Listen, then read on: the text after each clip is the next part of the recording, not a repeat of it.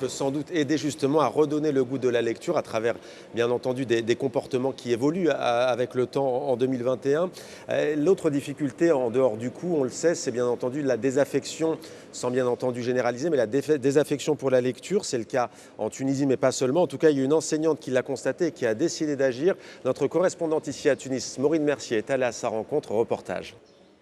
C'est la rentrée des classes. Myriam découvre ses nouveaux élèves. Ici, à l'École nationale d'ingénieurs de Tunis, tous les cours se donnent en français.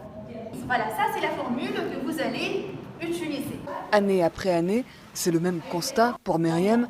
Le niveau de français de ses étudiants régresse. À partir de quelle ordre de grandeur? Une des raisons principales, selon elle, ils ne lisent plus en français. Ça, c'est certain. Ils ne lisent plus, quelle que soit la langue, je dirais.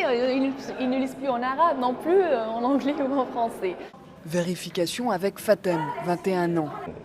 J'ai jamais lu un livre en français en dehors des épreuves et tout. Parce que j'ai pas de plaisir à lire généralement. Le livre, c'est le sauveur de la langue.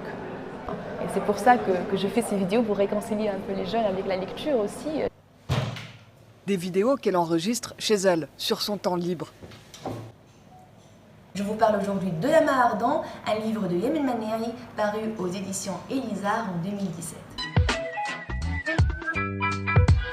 Bonjour. L'une des premières Des capsules de 3 minutes par livre, de George Orwell à Guillaume Musso. Objectif, viser un public qui ne lit plus, obnubilé par les vidéos sur les réseaux sociaux.